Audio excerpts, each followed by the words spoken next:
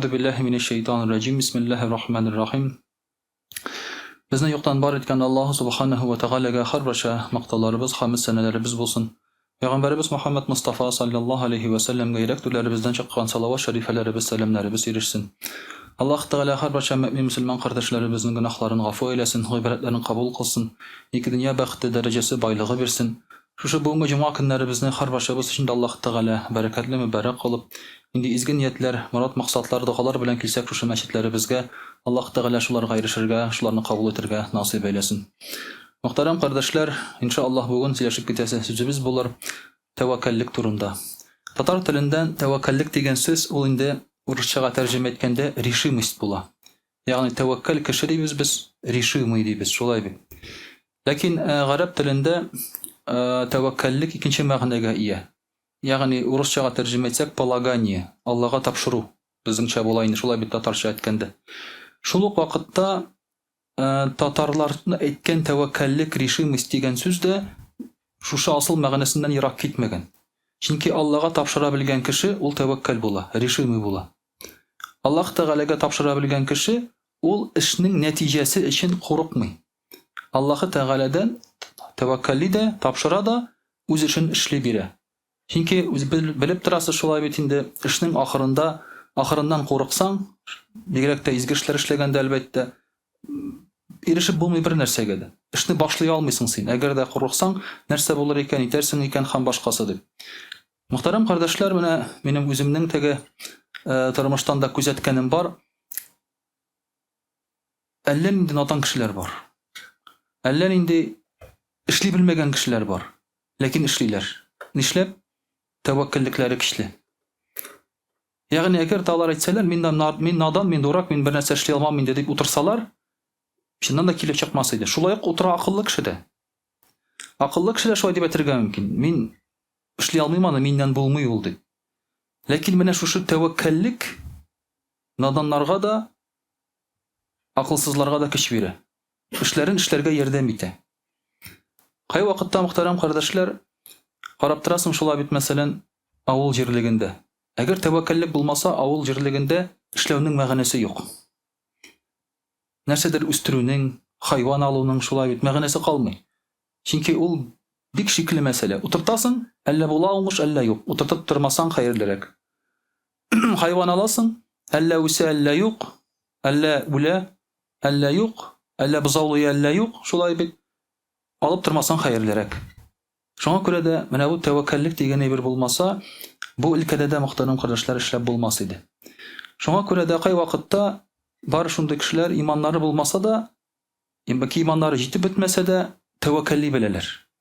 Кай вакытта мөселманнар иманнары нык дип белсәләр дә тәвәккәли белмиләр. Мөселманнар тәвәккәллекләре җитеп бетми. Шуңа күрә мөселманнар арасында ниндидер тәвәккәл кешеләр әзрәк күренә. Әмма бу, мөхтәрәм кардәшләр, без мөселманнар шулай бит инде. Киресенчә, тәвәккәли белергә, Аллага тапшыра белергә тиеш без бөтенесенә караганда да күбрәк. Тәвәккәллек, мөхтәрәм кардәшләр, нәрсә дигән сүз соң ул? Тәвәккәллек шулай бит ул вәкил дигән сүздән алынган. Вәкаләт. Татарча вәкаләт дигән сүз бар. Ягъни вәкил дигән сүз ул үзеңне кем яки үзеңнең вазифаңны кемгәдер тапшыру. Вәкил мәгънәсендә. Тәвәккәллек тә шуннан гыйбарәт. Син үзеңнең вазифаңны, ягъни үзеңнең борчуларыңны тапшырасың Аллаһ Тәгаләгә. Аллаһ Тәгалә хәл итүче, Аллаһ Тәгалә җиренә җиткезүче. Бу мөхтәрәм кардәшләр, ахыр чиктә психологияның, менә без бит психология бит популяр. Менә бу психологияның бик күп проблемасын хәл итә. Тәвәккәли белсәң әгәр дә, Аллаһ Тәгаләгә тапшыра белсәң. Чөнки бу дөньяда безне борчыган әйбер нәрсә? Эш үзе борчымый безне. Безне борчый нәтиҗә. Нәрсә булыр? Нишләр? Яки уңышлы килеп чыкса, әлбәттә, кай вакытта артыгын куанып җибәрәбез. Килеп чыкмаса, артыгын кайгыра башлыйбыз. Әмма әгәр дә кеше Аллаһ Тәгаләгә дөрес тәвәккәли белсә, аның артык куанычы булмаячак. Чөнки ул әйтә, Аллаһ Тәгалә ярдәме белән эшләнде ди. Акылдан чыкмаячак, тәкәбберләнмәячак.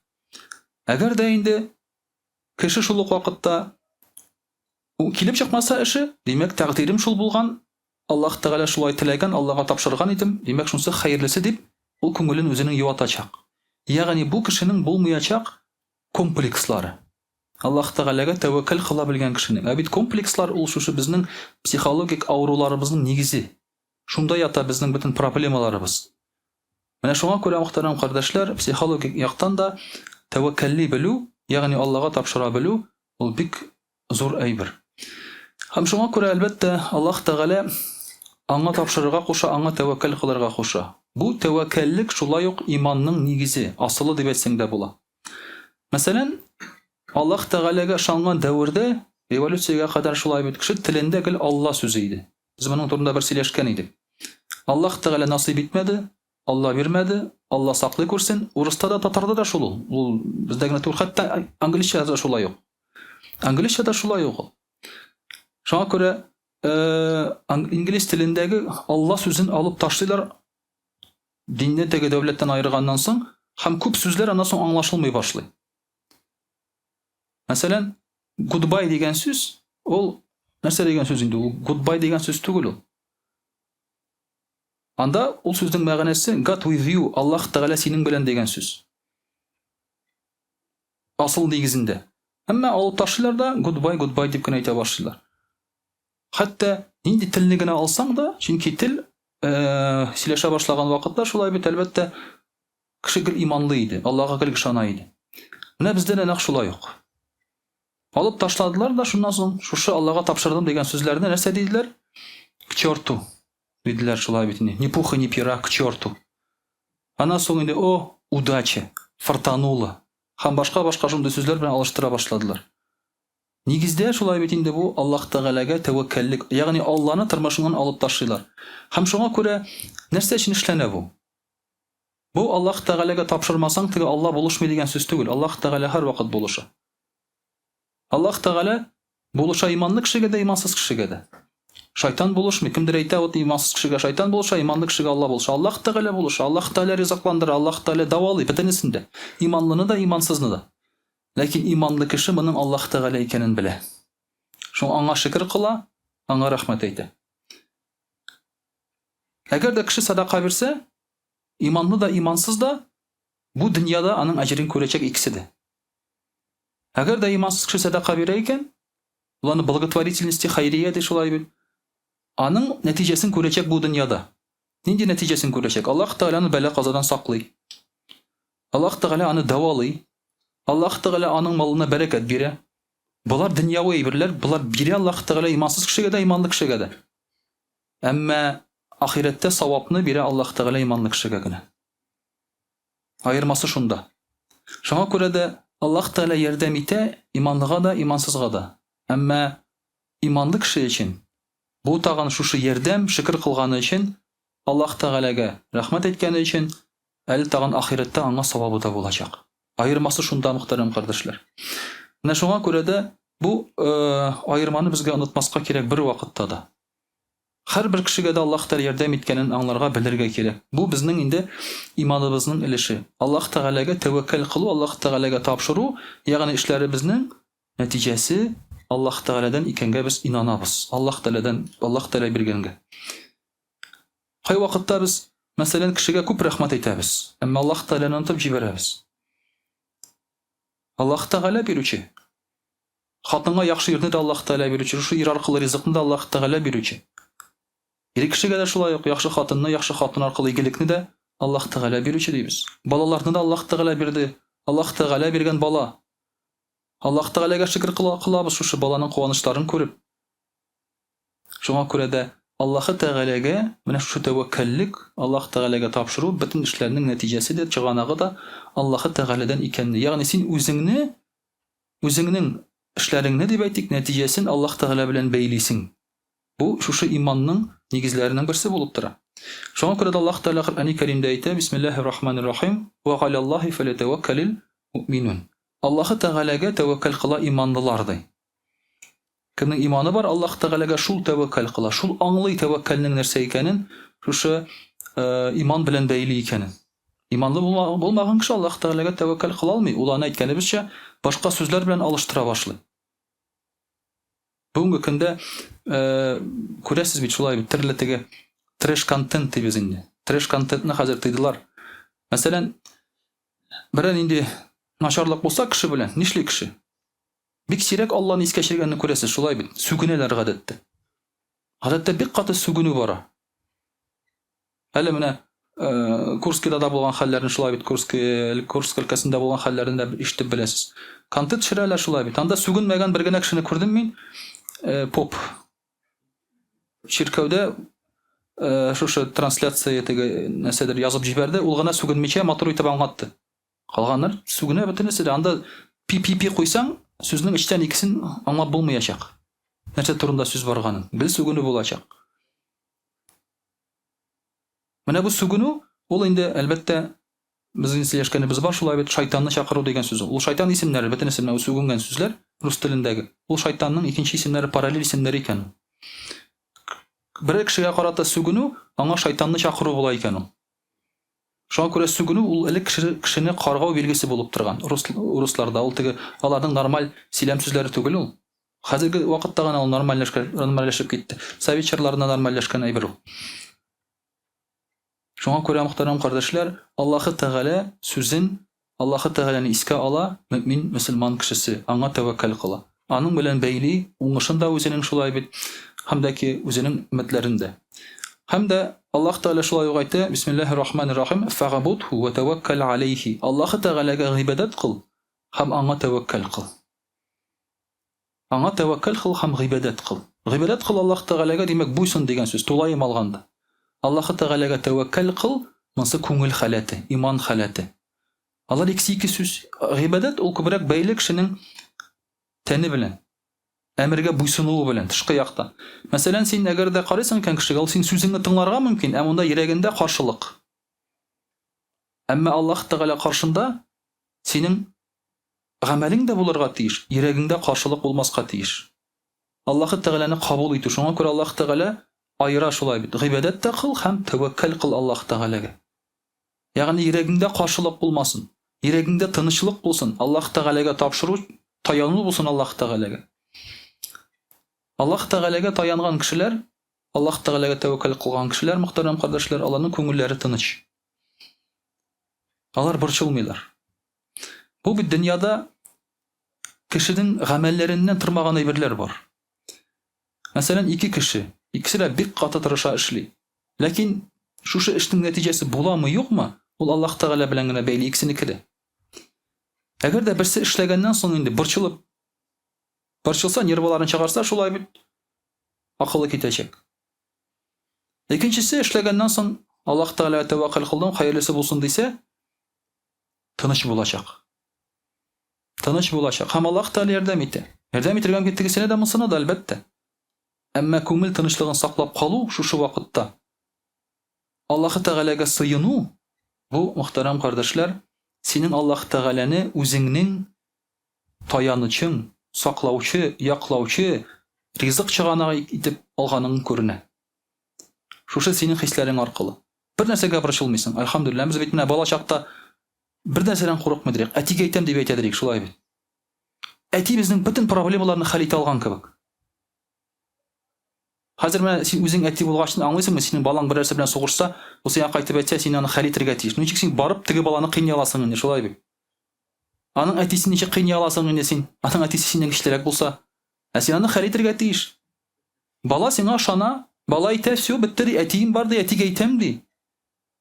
Бала бит тотып килә сиңа бер нәрсәне ватылганнан соң, сындыра да тотып килә, әти ябыштырып бирде. Син монда син аны хәшләргә тиеш, әфсен тифсен шулай бит. Ялгап куярга тиеш. Баланың күңелен чәрмәскә. Баланың шундый ышаныч сиңа карата. Безнең шундый ышаныч Аллаһ Тәгаләгә карата, мөхтәрәм кардәшләр. Борчылмыйбыз. Аллаһ Тәгалә безнең проблемаларны хәл итүче. Авырып киттең, алхамдулилlah, Аллаһ Тәгалә хәл итүче.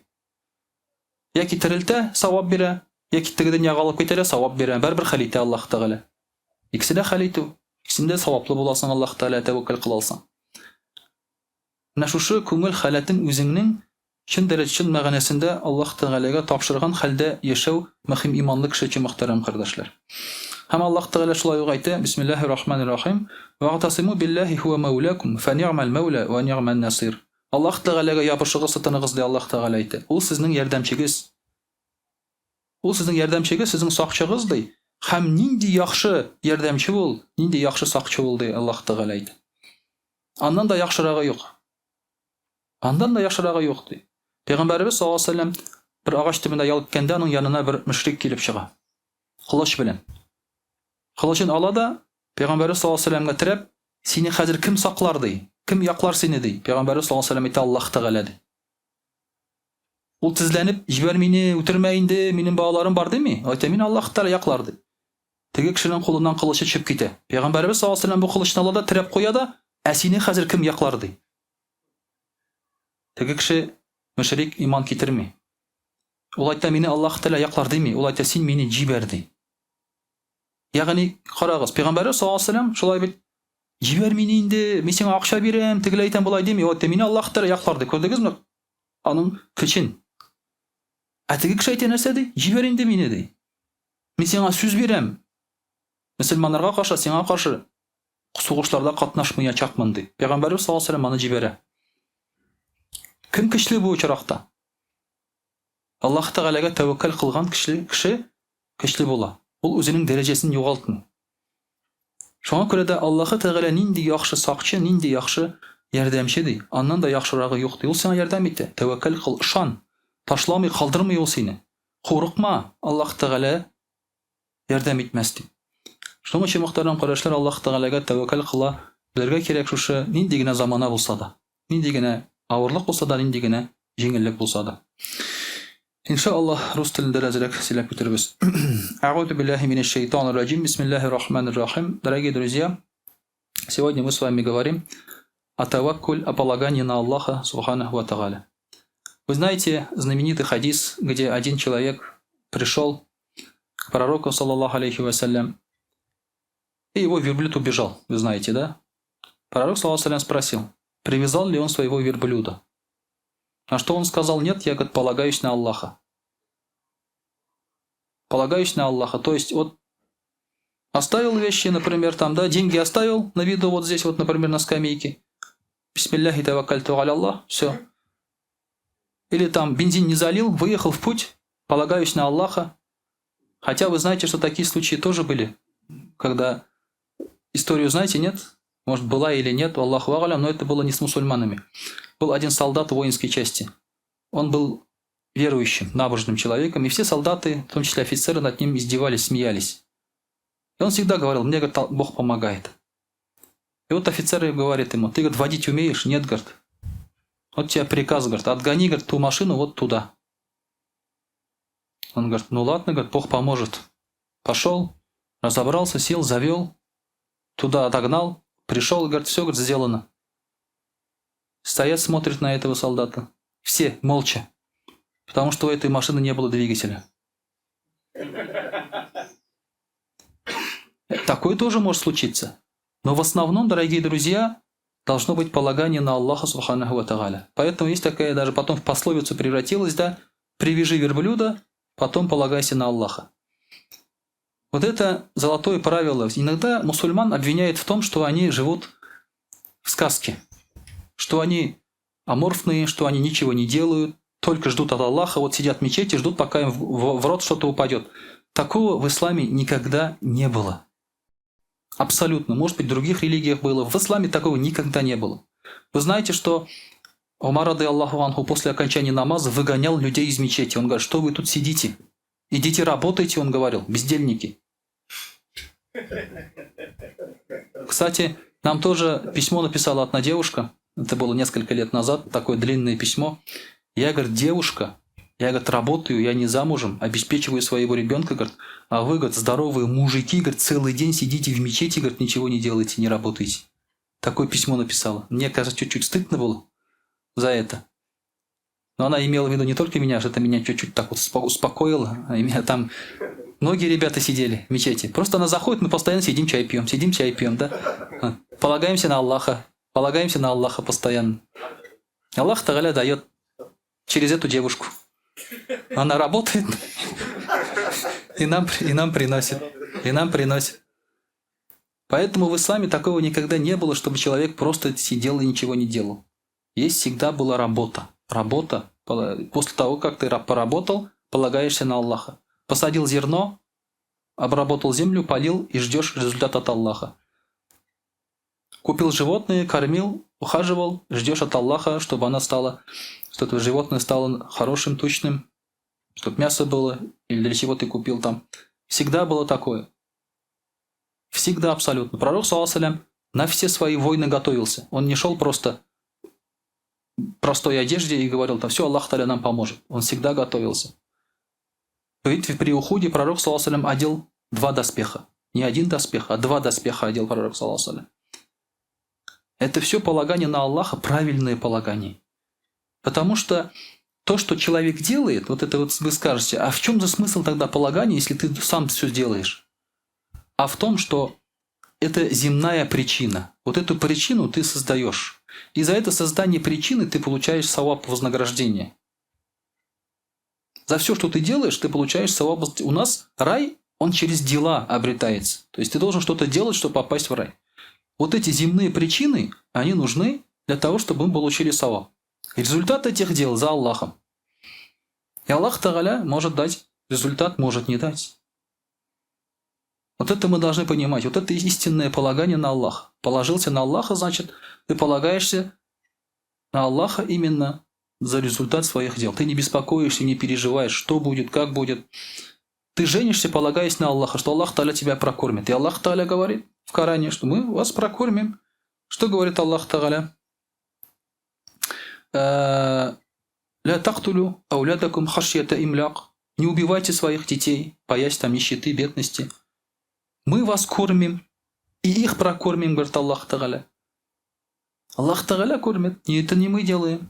Иногда приходишь, например, к людям, сидят люди такие озабоченные мирской жизнью, понимаете? Вы думаете, вот мусульмане не наслаждаются жизнью, а вот эти обычные люди, которые, вот, например, там не живут по законам Всевышнего, они наслаждаются жизнью? Нет. Наслаждаемся жизнью мы, на самом деле, верующие. Почему? Потому что вот приходишь к людям, думаешь, вот им хорошо, да? У них нет правил в одежде, у них нет правил в еде, там, куда хочешь идешь, куда хочешь, где хочешь отдыхаешь, потому что везде для них халяль. Мы же постоянно следим за этим. Нет. У них груз проблем. У них машина сломалась, они говорят, ой, опять по семейному бюджету ударят, переживания и так далее. Когда у них дети, они говорят, вот их надо растить, кормить, работать, трудиться с утра до ночи, там просто так тебе никто не принесет, никто не даст и так далее. То есть вот это груз проблем, который на них лежит. И они не знают, как решить этот груз проблем, как снять этот груз проблем. Они бы с удовольствием переложили на кого-то, но не знают на кого. Они пытаются отвлечься. Они ездят отдыхать. Вы думаете, вот они отдохнули, вот счастливые люди там около моря, там, да, там Мальдивы, туда-сюда, рыбалка у них там или еще что-то. Это не отдых, это не счастье, это временное наслаждение. Это временное наслаждение. Они вот забылись на это время от своих проблем, а потом обратно вспомнили, вернулись. А мы, дорогие друзья, умеем перекладывать свои проблемы на Аллаха Субханаху ва Тааля. Мы все, что от нас зависит, сделали, сказали, о Аллах, теперь твой выход. А мы будем счастливы. А мы переживать не будем. Поэтому у нас нет такой тяги судорожной к мирской какой-то вещи. Мы так сидим, тоже недавно разговариваем, вот там люди ходят на рыбалку и так далее, мужики там каждую неделю выезжают там. Вы думаете, они на рыбалку ходят? Они хотят забыться хотя бы на миг вот от этих вот земных проблем. А почему мы не стремимся? Почему мы не можем каждую неделю выйти там в 4 утра до 6 посидеть, потом на работу? Потому что у нас нет таких проблем. Мы эти 2 часа спим. Усра-усра. Спокойно. Без каких-либо проблем. Потому что мы полагаемся на Аллаха Субханаху ва Тааля. Вы прекрасно понимаете, дорогие друзья, что, например, вот вы сами работаете. Смотрите сами на себя. Вы запланировали вот это все? Вы сможете сейчас сесть и запланировать, например, там заработок на месяц, 2 месяца, запланировать какие-то встречи? Нет, эти вещи, они происходят сами собой. Вы что-то здесь сделали, а завтра вам позвонили, сказали, вот это надо сделать еще. Вы как? То есть вы думаете, это заслуга моя? Нет, это не твоя заслуга. Аллах Тааля направляет к тебе. Ты вот хороший мастер, например, да, там вот ремонт сделал. И все, сидишь, например, да, ты же не ходишь, визитки не раздаешь, и тут тебе звонят. Вот вы там сделали моему другу, пожалуйста, вот придите к нам тоже еще. Мы-то знаем это лучше всех, хазраты, да? Мы же не можем вот рекламировать. Кто-то умер, обращайтесь к нам, пожалуйста, да? Хотите никах почитать там, с удовольствием придем почитать. Мы не можем это рекламировать. Ну, а что делать-то? Вот таваккальту аля Аллах, сидишь и ждешь, пока тебе позвонят. И звонят. Альхамдулилля. Поэтому это все, ты сделал что-то, дальше Аллах Тааля тебя. Это не удача, это не фортуна. Не надо это ссылаться на какие-то невидимые вещи, несуществующие. Это Аллах Тааля обустраивает твою жизнь. Иногда человек приходит, например, у него болезнь, анализ там, да, сдал, поставили, опухоль какая-то, да, Аллах сакласын. Через месяц приходит, он говорит, вот рассосалось, вот повезло. Как это повезло? Как это само по себе рассосалось, да? Что значит повезло? Он не говорит, альхамдулилля, Аллах Тааля мне помог, Аллах Тааля меня вылечил. Вот это полагание на Аллаха, когда Аллах Тааля тебе во всем этом помогает. Пророк ﷺ сказал тоже, знаете этот хадис, если бы вы уповали на Аллаха истинным упованием, Он непременно наделил бы вас уделом так же, как наделяет уделом птиц. Поутру они улетают голодными, а возвращаются сытыми. Как животные обеспечивают себя в этой жизни? Вот птицы утром улетают, вечером возвращаются с едой. Где? Куда они идут? У них нет государства, у них нет президента, у них нет налоговой системы, у них нет социального обеспечения. Они не могут куда-то пойти пожаловаться и сказать, у меня дети умирают, помогите, пожалуйста, поставьте меня там на биржу труда там, или еще что-то, выделите мне деньги там, или возьмите моих детей в приют, я их не могу прокормить. Птицы не могут так сказать. Но, альхамдулилля, Аллах Тааля их кормит. Если бы вы, говорит, полагались на Аллаха, как истинным полаганием, вы бы тоже так жили, говорит. Вы бы тоже так жили. Аллах, пророк ﷺ говорит. Но они летают на работу, да мы тоже. Но надо полагаться на Аллаха в результатах своих. Аллах Тааля в Коране говорит очень тоже вещи, на которые мы не обращали внимания. Есть такой аят, бисмиллахи рахмани рахим, «Ва каим мин даббатин ла тахмилу ризкаха Аллаху ярзукуха ва иякум ва хуа сами'ул алим». Аллах Тааля говорит, посмотрите, говорит, на животных. Они не несут свою еду на себе. Аллах Тааля их кормит, и вас, говорит, кормит. Аллах слышащий и знающий. Посмотрите, говорит, на животных. Они не несут на себе еду. Птицы, например, из югов вылетают сюда весной. Они что, берут с собой чемоданы? Нет, мы тут на природу едем на полдня. Полмашины у нас с собой. Полмашины. От комаров, еда, казаны, там стульчики, всякие коврики, палатки и так далее. На полдня идем. Они с югов летят. Они даже не знают, перелетят они море или нет. Полагание на Аллаха. Они не несут на себя, говорит, никакой еды. Аллах Тааля их кормит. Кормит их в пути. Вы видели, наверное, ролики, где даже враги могут прокормить животных. То есть животное какое-то, да, враг идет, он должен съесть это животное, но это животное помогает. Видели, может, лошадь, например, видео, да, когда две лошади рядом стоят, у одной есть сено, у другой лошади нет. У кого есть сено, берет сено во рту и через клетку дает другой лошади. Кто научил эту лошадь? Кто подсказал так делать? Кто кормит вот ту лошадь? Это Аллах Тааля. Кормит, Аллах Тааля дает. Поэтому, дорогие друзья, мы, мусульмане, должны быть очень решительными в своих делах. Когда ты что-то делаешь, делай, не бойся. Хочешь жениться – женись. Не бойся, то, что тебя Аллах Тааля прокормит, никого не прокормит. Рожайте детей, рожайте. Не бойтесь. Ой, 3 нам хватит, этих бы еще на ноги поставить. Никогда не говорите таких слов. Никто на ноги никого не ставит, кроме Аллаха. Аллах Тааля дает, алхамдулилля, пропитание. Хотите дело начать, начните. Не бойтесь. Потому что результат за Аллахом. Неверующие не боятся, а верующие не должны бояться, тем более. Это, дорогие друзья, наша сила, полагание на Аллаха Субханаху ва Тааля. Мы открываем те вещи, которые другие люди боялись открыть. Поэтому мусульмане первые преуспели и в науке, и в путешествиях, и во всем. Потому что они полагались на Аллаха Субханаху ва Тааля. Значит, поступайте куда-то в 50 лет учиться. Не бойтесь, вы отучитесь, полагайтесь на Аллаха. Вы думаете, ой, не получится. Хотите научиться водить? Учитесь. Полагайтесь на Аллаха. Аллах Тааля поможет.